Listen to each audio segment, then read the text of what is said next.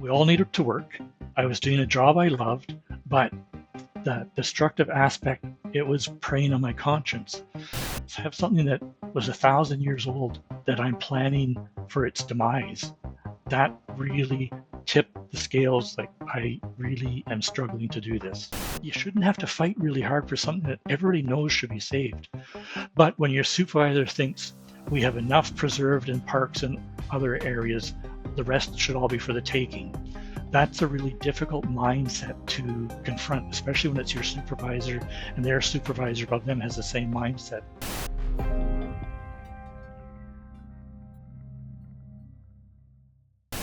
Welcome to the Cut Block. I'm Dan Pierce. Today on the show, we have Greg Herringer, a registered forest technologist who spent the past 10 years working inside the machine for BC Timber Sales, the BC government's own logging company. He recently retired from BCTS so he could be free to speak his mind. He's now working on a contract basis for Pacific Wild to save what little is left of the most highly endangered old-growth forests in BC, which are still being targeted by his former employer, BC Timber Sales. Today, Greg is going to give us a rare glimpse inside one of BC's most controversial timber giants. He'll give us a sense of the culture, the politics, and the practices at BCTS, and he's going to tell us about what he's going to be doing next in his new role with Pacific Wild. Greg, welcome to the Cut Block. Well, thanks for that glowing introduction, Dan.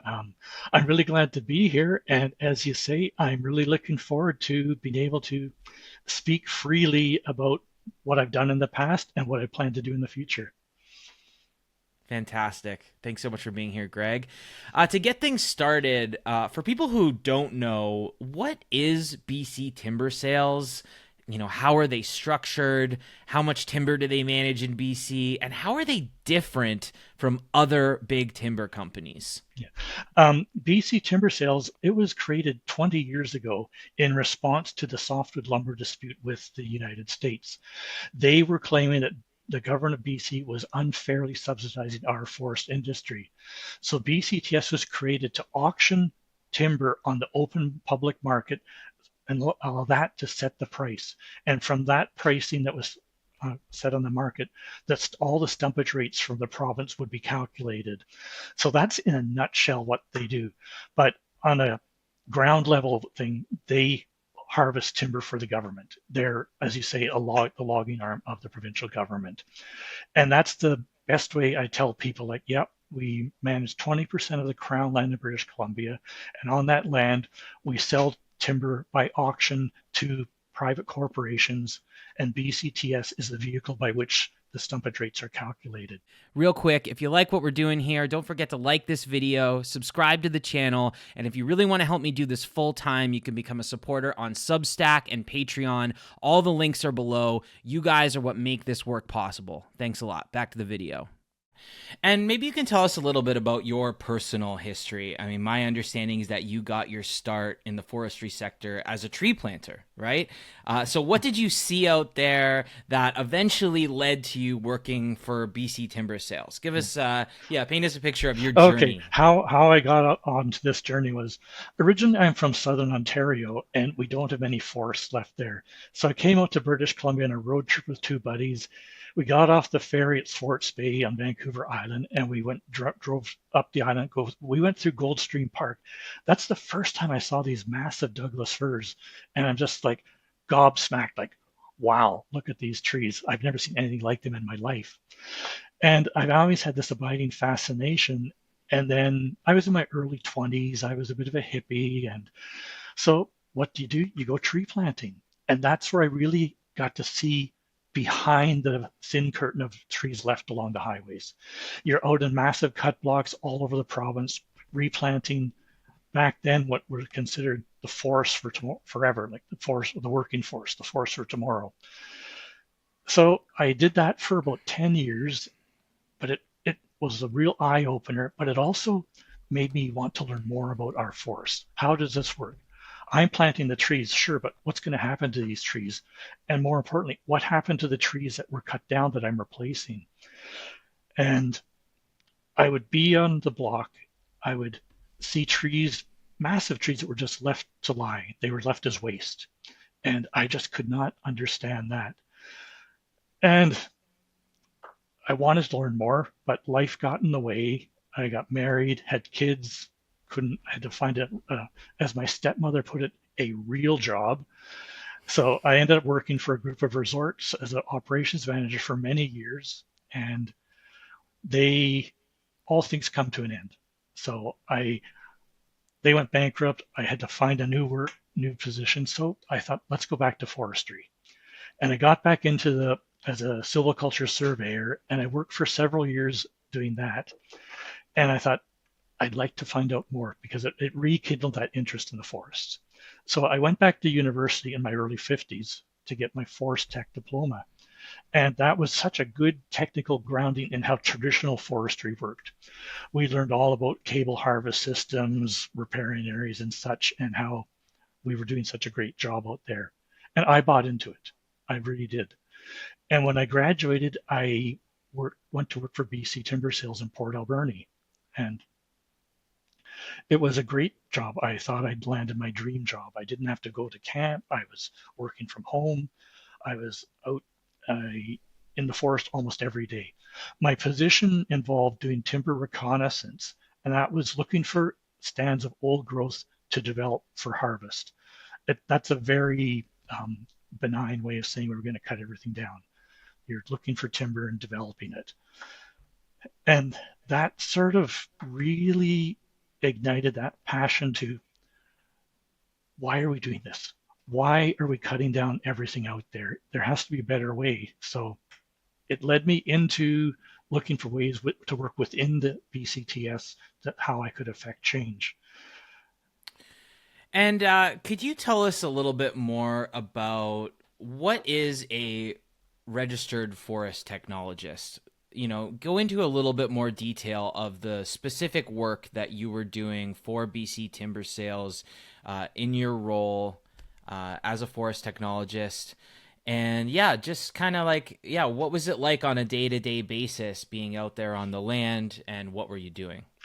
Okay, registered forest technologist um, is a forest technologist who's registered with the Forest Professionals of British Columbia.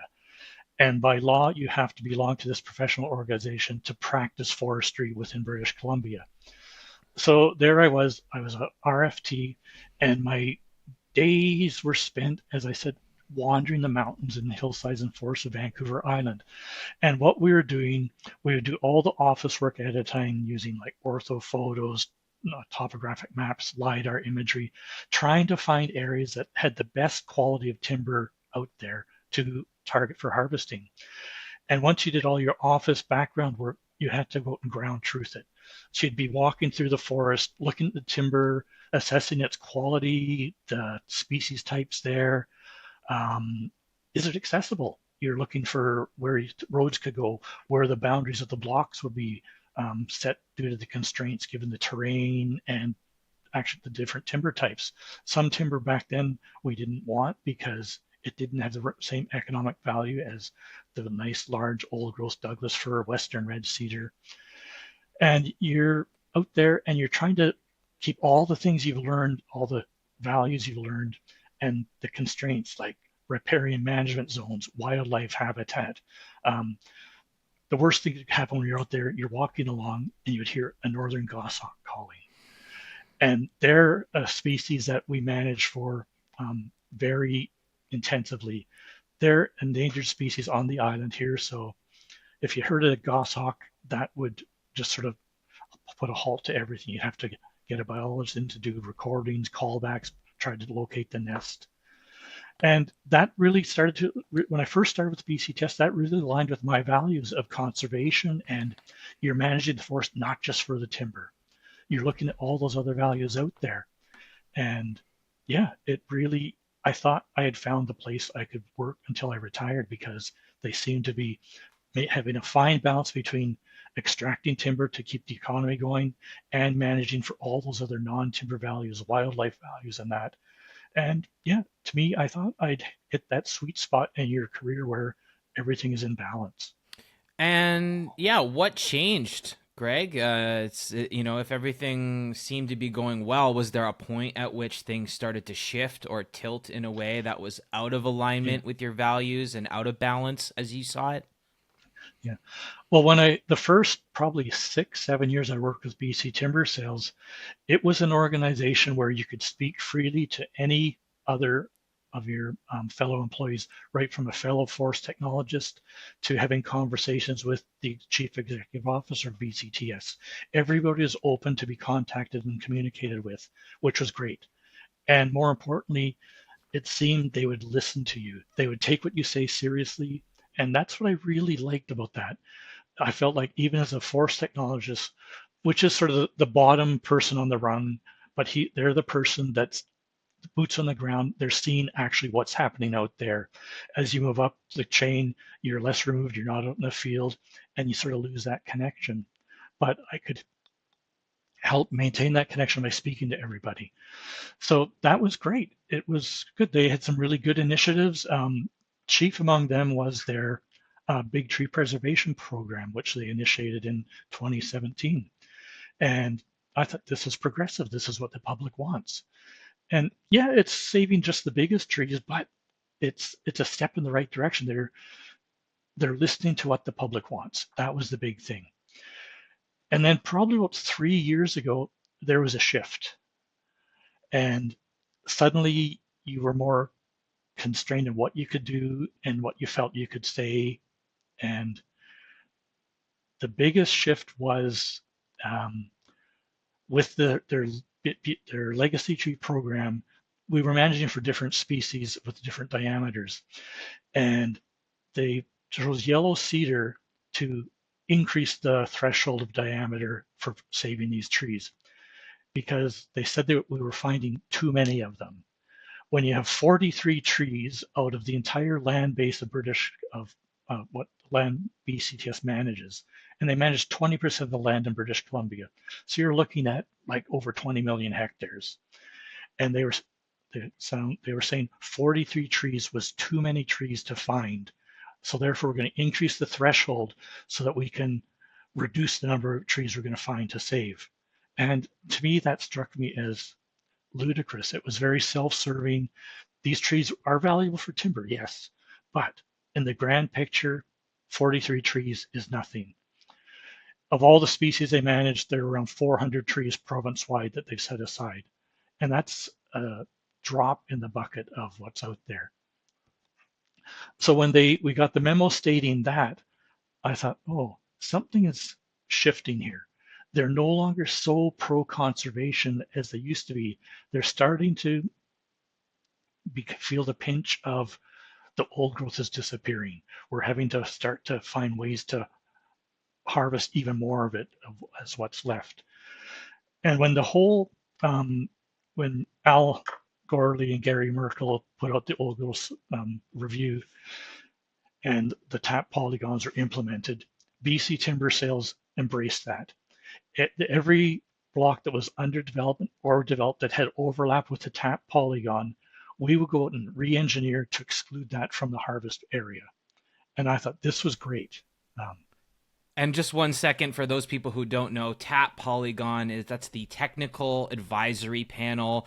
There were some scientists who were brought in to identify that really high value old growth that was highest priority for setting aside from logging. So when you say TAP Polygon, it was those areas that were identified by that technical advisory panel that was like, this should be off limits for logging until we figure out a larger landscape plan. Is that an accurate yeah, characterization? that sums it up very nicely, Dan. Um, Forestry is an industry full of acronyms, and I tend to forget not everybody understands what I'm talking about. So I'm glad you jumped in to clarify that. So when BCTS embraced these TAP deferrals, and they were supposed to be in place for 5 years to give them time to develop new land use plans with all stakeholders involved, the companies, the public, First Nations, guide outfitters, trap line license holders, they all would have input into what this new land use plan would be put in place to sort of change how we operate in old growth. So when BCTS decided to just step back from all land under tap polygons, that was, I thought, very progressive, incredible. And then 2 years ago, I guess getting on for three, we received a memo stating that BCTS was going to reverse their decision and ignore the tap polygons, and they were now fair game for harvesting and developing. No real explanation was given. It was just suddenly, oh, suddenly we have these massive constraints have disappeared overnight.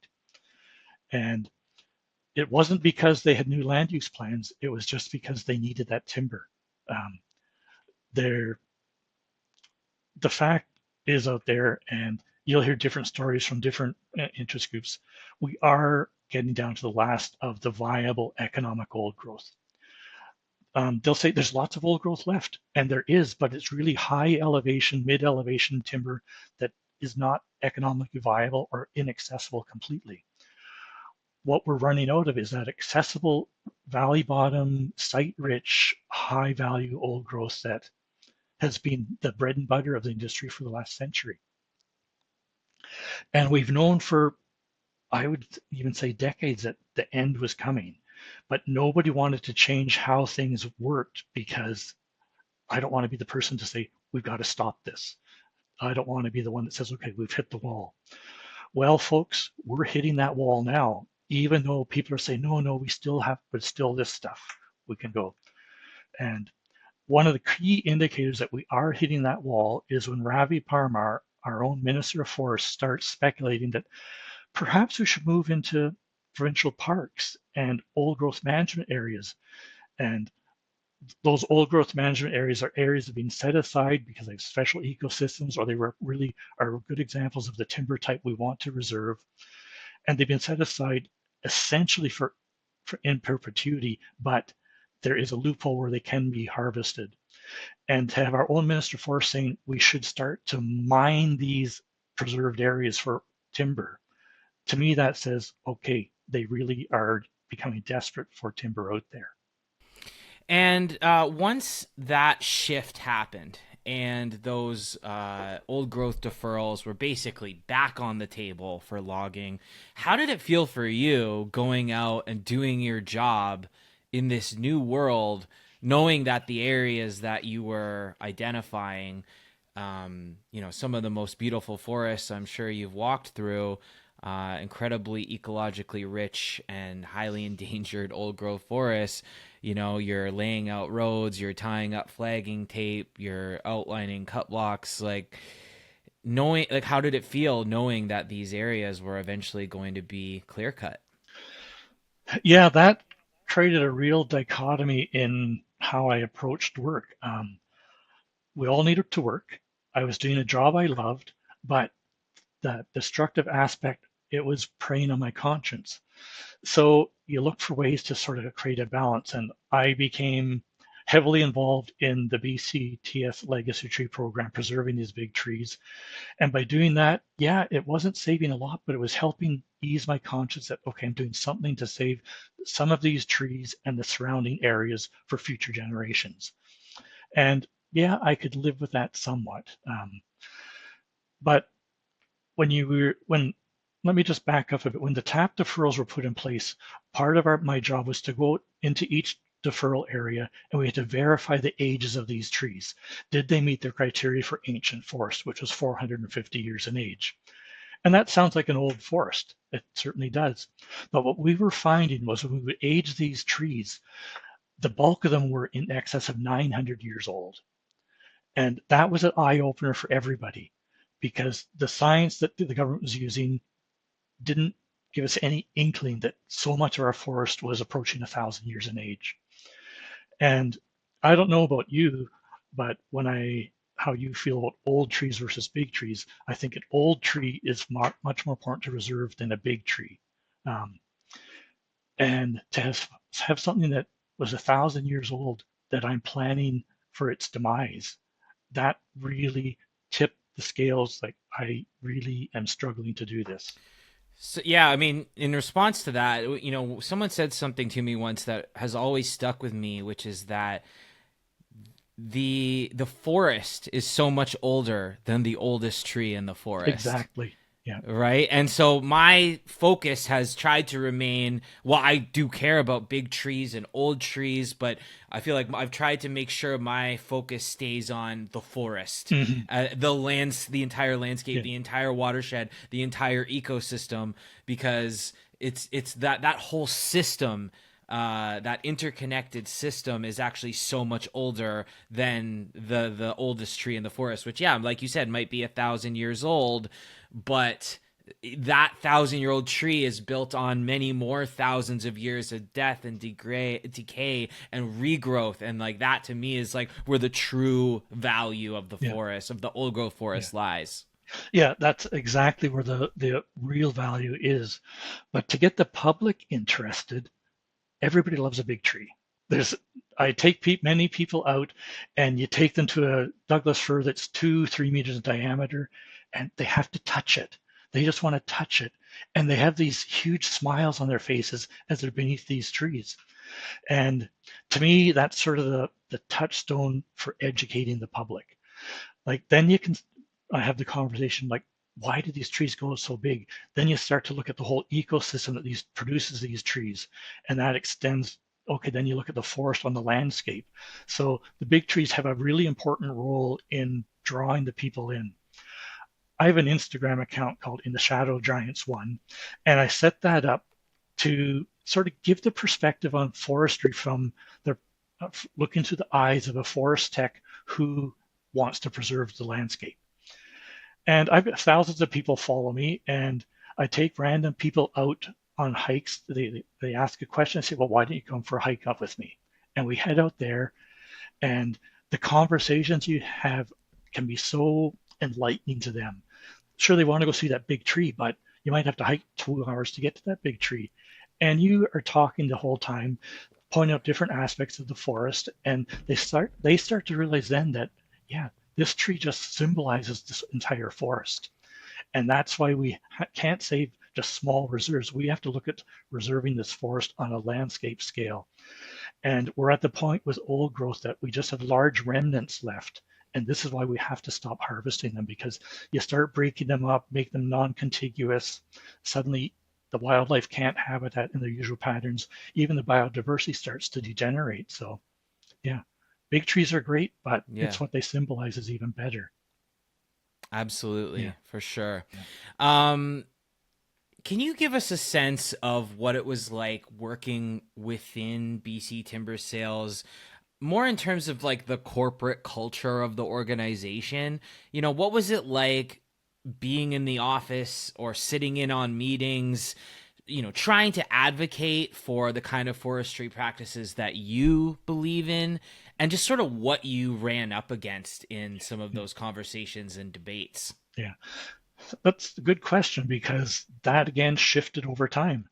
Initially, every Monday we would have an operational meeting. The whole staff, we had 12 in our office, and we would go around, say what everybody's plans were for the week were, and that would devolve into more conversation on specific things. And if we were discussing laying out a particular area that was known to contain really prime old growth, it come around to the table to my turn, and my supervisor would say, we know what Greg's going to say. We don't have to listen to him. And he would want to just pass by. And because he knew that I would be saying, well, why do we have to go in there? Why do we have to cut down these trees? Aren't there alternatives out there? Like, why can't we start focus on second growth? But like 5 years ago, second growth was not a thing that BCTS was looking at least in our area on the coast, because we had a relatively large supply of old growth. So why bother going to second growth? One of my colleagues in the office, registered professional forester, whenever she would be doing reviews of block plans and such, she was very pro conservation and would say, no, we don't need to go in there. And we would have big arguments where there'd be trade-offs of some land here so that we could preserve this area that was planned to be cut. And she had to fight really hard for this. And you shouldn't have to fight really hard for something that everybody knows should be saved. But when your supervisor thinks, We have enough preserved in parks and other areas. The rest should all be for the taking. That's a really difficult mindset to confront, especially when it's your supervisor and their supervisor above them has the same mindset. But it's the younger people on the ground that have this changing mindset that we don't need to take every last stick of timber. I worked with a fellow who'd been in the industry for almost 40 years. He was my partner when I started. He was my mentor.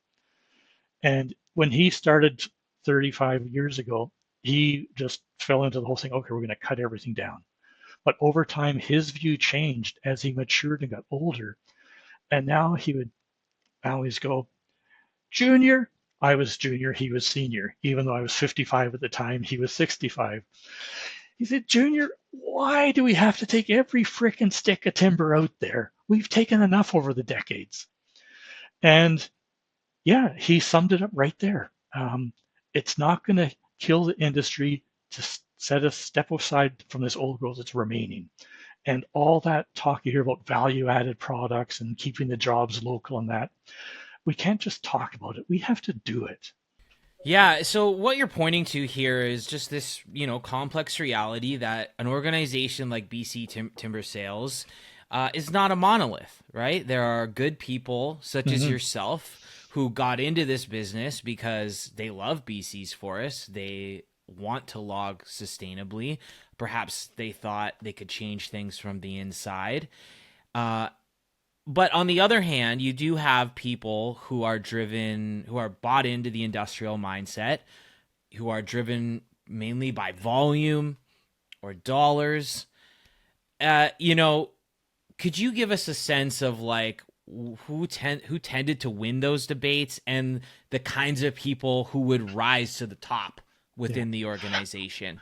I think when you put it in those words, the people that tend to move up the ladder are those who embrace the traditional approach to forestry.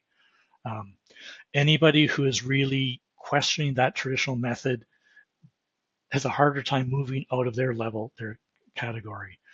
And then you get to the upper echelons, and everybody is driven to extract timber. Volume becomes the mantra. We have to meet our quarterly volume quota. And it doesn't matter how, it's just we're 25% below target. So therefore what can we do to increase the volume we're harvesting? And that could be like, okay, well, let's make these riparian reserves down to the bare minimum mandated under FERPA, the Forest and Range Practices Act, or just they find ways to sort of shave off any conservation method down to the barest minimum they can in order to meet that volume target. It's not a forest, it's just a volume of fiber that they want to extract. And when you sort of just commodify the forest, it removes any thought of like the wildlife, the non-timber harvest values, like the foraging, the First Nations use, trapper guidelines, outfitters. It sort of marginalizes them and their needs become infinitely secondary to the primary goal of extracting timber. So it's my understanding that throughout your tenure at BCTS, you actually faced some blowback with regards to voicing your opinions publicly, to the point where you were actually investigated by BC Timber Sales for some of your social media posts and your activities outside of work hours. Can you tell us about those investigations and some of the consequences that you faced? I was waiting for this question to come up because invariably it does when people, if anybody has followed my Instagram feed for a while, they'll know what you're talking about. As I mentioned earlier, I try to depict an honest picture of what forestry is like from the inside, from my perspective. And I feel I tell the truth. I tell my emotions honestly, how I feel about what I'm doing, and that's normal. But I made one post. It was a block that we were surveying to see what the survival rate of the trees that we planted several years ago, how they were doing. And in my opinion and my partner's opinion, we both thought this block should never have been harvested. It was steep rock bluffs. It was huge boulders everywhere, very shallow soils, very few places to plant trees. So I made a post on this and I started out saying, there are times I feel ashamed to be part of this profession. And I went on to explain why. And somebody must have been monitoring my social feed within BCTS, because about a month later, I was called into the office and said, Greg, did you say this? I said, of course I said this. Why would I say I didn't? It was what I felt. So that's when I was told they were going to initiate this internal investigation about why I said these things, and I was being disrespectful to my fellow employees. I was being disloyal to the Crown, my employer, and I was just casting BCTS in a bad light.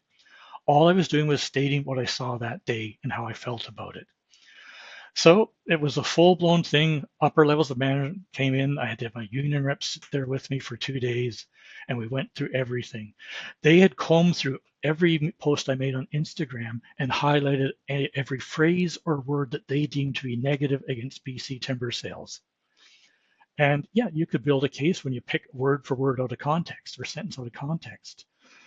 But the upshot of it was I was restricted to my core duties. They would no longer support me to go speak to students at UBC or VIU. I couldn't work with anything with the big tree programs. I just stuck with my core duties, which was managing planting contracts and silviculture surveys. Plus, they put a letter of reprimand that was threatening firing if I contravened these stipulations they had put out.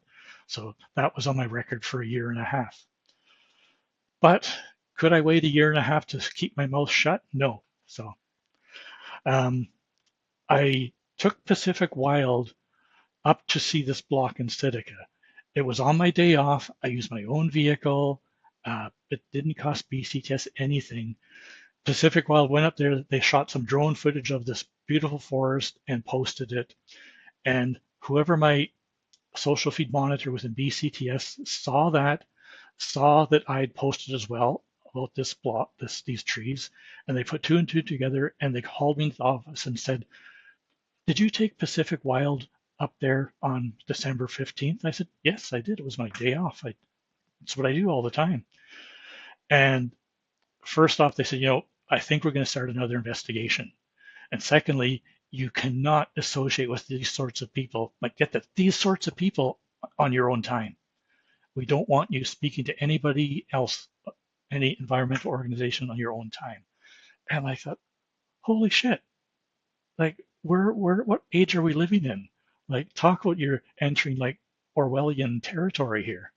So that precipitated me leaving BCTS. I thought things reached the point where they're telling you who you can't associate with on your days off, and they were going to investigate me again over this.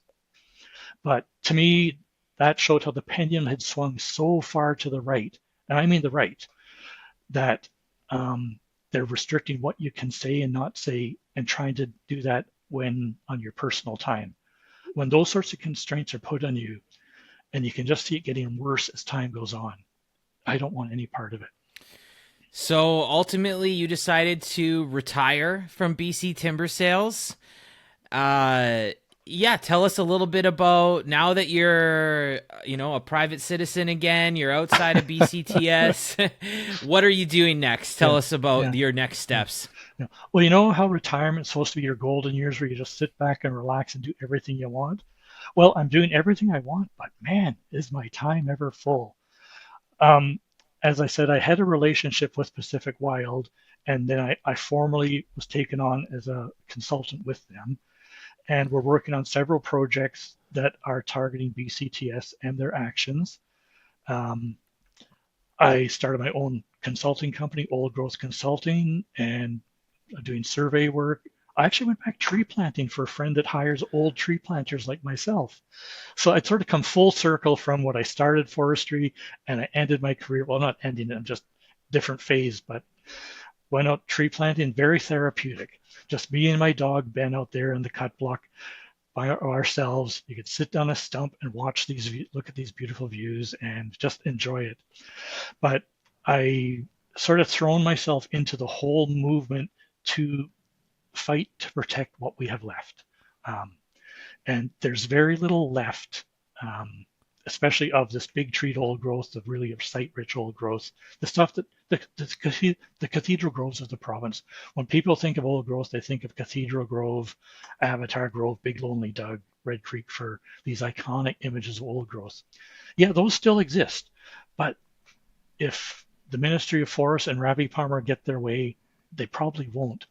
So I'm working with Pacific Wild, as I mentioned. I'm chairing a coalition of NGOs and individuals province-wide that are targeting BC timber sales and their practices of working, harvesting in watersheds in many areas.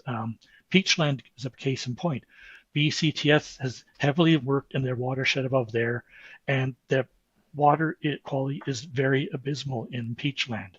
The Boundary Watershed Society, their Granby River, when it flooded in Grand Forks, was underwater for several times. And that they're directly related to the clear cutting of slopes. BCTS isn't the only culprit, but it's the public logging agency, and it should be answering to the people of the province. And so that's why we're targeting BC timber sales. Yeah, just to expand on that a Mm-hmm. little bit more, can you tell us more about like what are your biggest concerns about the current sort of volume-driven paradigm of forestry in BC? Like you said, not just BCTS, but BCTS, of course, is a rather Yeah, large culprit in the province. What yeah. are your biggest concerns? Biggest concerns is um, we're not planning for the future. We have these well-paying jobs now. They've been diminishing over the years with different bits of legislation that have whittled away at it. Mechanization has removed a lot of employment. Um, and it's not just our NDP government. You will go back to the Gordon Campbell Liberals when they removed appurtenancy from the legislation. And for folks that aren't familiar with that, appurtenancy was the legislation that said if timber is harvested in your area, it must be processed in your area. So that's why you had this proliferation of small mills across British Columbia. Remember, if you drove and you saw these beehive burners at every small mill, those were sources of well-paying local employment for the local people.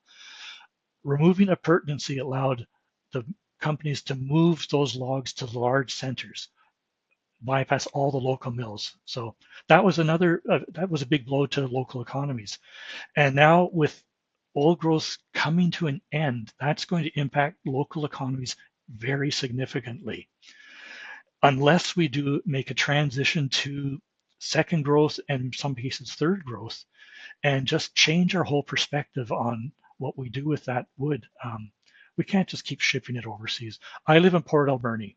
I see the log carriers loaded up with thousands upon thousands of raw logs and just sail out the inlet to the Southeast Asia.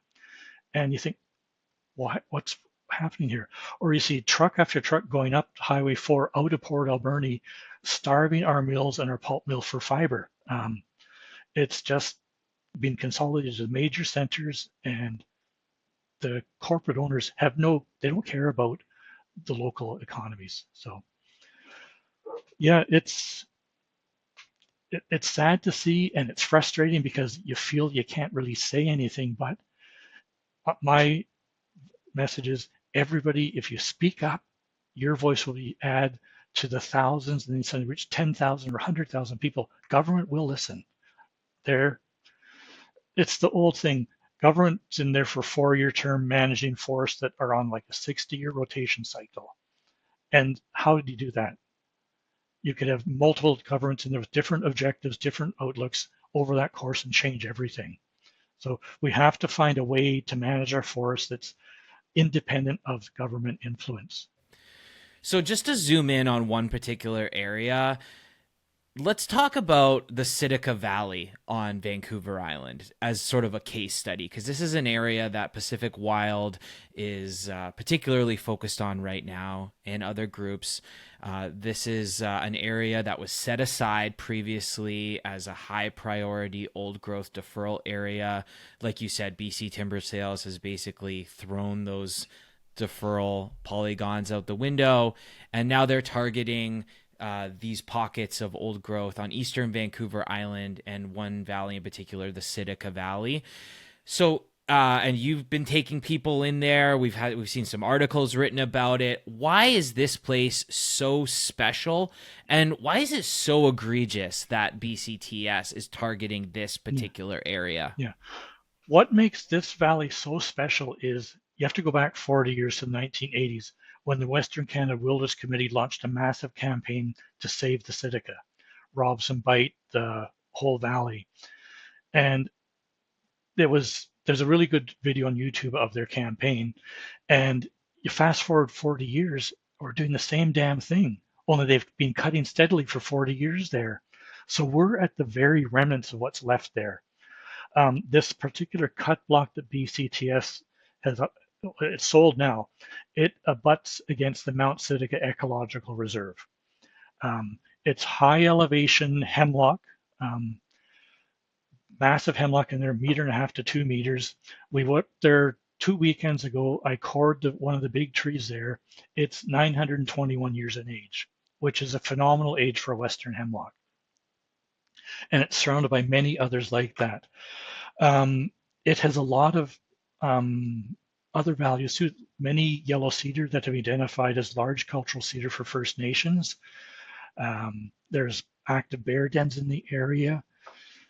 There's the darling of endangered species now, old-growth speckled belly lichen. There are numerous occurrences of that in there, but BCTS has chosen to ignore all that. Currently, we're working with the Mamtagila First Nation. One of their members holds a trapline license that encompasses the block, and they never consulted him. Um, as their due diligence, they're supposed to consult all stakeholders in there. And it's not like this is something they wouldn't know. They just have to throw their layers under our GIS mapping system when they're creating the block, and they'll get the license ID, find out who it is, and he was never consulted. So the Mamtagila are launching actions against BCTS over this. Um, BCTS has done something that's unheard of. They've gated off access to this area. And Tsitika is one. There's some in the Okanagan and the Boundary Country. They put gates up to restrict access to there. So we got there, the gate was there. We had to hike 5 kilometers up the logging road to get to the block. And this also limits access for the trapper. He can't get up there anymore. There's several trapline licenses up there. None of them can get up there. So it's just, they're pulling up the drawbridge. They want nobody to see what's happening there. So if that doesn't scream some sort of cover up or poor practices, what does? But My understanding is that a big reason why BCTS feels it has the license to log in this area is that it's been, publicly greenlit by the Nanwakolis Council, which represents 6 First Nations in the area. Dallas Smith, the president of Nanwakolis, says that, some nations throughout the province have decided that they don't recognize those old growth deferrals because they have their own processes in place where they're protecting and managing old growth values. However, like you said, there are other nations who share this territory, like the Mamtagila and the Namgis. Mamtagila Hereditary Chief Randy Cook has publicly opposed this logging. So has Namgis Councillor Ernest Alfred. So it is a really tricky situation, with overlapping territories between multiple First Nations who have different opinions. Can you shine any light on how BCTS is dealing with First Nations when it comes to old growth deferrals and their logging practices in general? yeah, that you've sort of entered a territory that is fraught with landmines and such that I don't think we can really get into it, but in a broader sense, when I worked with BCTS, we worked with many First Nations. We would deal in Port Alberni, we had the Sishat, the Hoopachesit, Ucluelet First Nations, Euclid-Chesit, the Comox First Nation, the Pachidat. And we had good working relations with them. It's changing as land claims are being settled. The Comox are in the midst of a treaty settlement negotiation right now. We'll see a large portion of land that BCTS had managed passed on to them. We'd work with them with disposition agreements where like they would get 50% of the revenue, BCTS would get 50%, and then cover all the operating costs and that. But there's a disturbing trend with not with BCTS and with other corporations that operate on Crown land, is they're partnering with First Nations, partnering for convenience. Um, you partner with the First Nations, suddenly you can do things that you wouldn't be able to do if you didn't have a First Nations partner. It's sort of perpetuating the whole colonial attitude, but giving the First Nations a little bit more money, a little stake of the pie. But the companies and BCTS are blatantly using the First Nations to circumvent different legislations or policies. Like the tap polygons are a great thing that the Namaqualis, they don't agree with the tap deferral polygon. So BCTS is there. Okay, well, let's just partner with them. We provide all the expertise because most First Nations don't have the capacity, i.e. the forest professionals, to work on their own. So they have to partner with somebody who can do that work for them until they build that capacity for within their First Nation. So yeah, it's, to me, as I said, it's just a blatant abuse and re-implementation of colonial attitudes and practices that BCTS and other corporations are doing on Crown land. Yeah, absolutely. And one of the things that hasn't been part of the discussion at all, and this was identified by some of the old growth technical advisory panel members who recently spoke publicly about these tap polygons that are being targeted by BC timber sales. They said that conservation financing has not been part of the conversation at all. That we need to create economic alternatives for First Nations to be able to conserve old growth and have other economic options to sustain their communities that doesn't involve logging this old growth. And in the absence of that, First Nations aren't given any real choice in the matter, because there is a lot of economic precarity in Indigenous communities, and so I think that if we're going to have a real conversation about conserving First Nation, there has to be money on the table for First Nations to be able to make other decisions. But when you go back to that conservation fund, didn't the government put aside $300 million a year or two ago just for that purpose? And almost nothing has been dispersed yet. I was out with Rachel Holt about a month ago in the Mint looking at two BCTS blocks that are ready for sale. They're both fall completely under tap deferral polygons with other things. And Rachel was just saying, like, why do we bother doing this for the tap deferrals? They're just going to ignore it. The government initiated, the government wanted this to happen, and now they've just stepped back from it completely. And yeah. And my last question for you, just to end on a positive note, now that you're able to speak freely, can you give us your most sort of positive, constructive vision from your perspective as a forest technologist?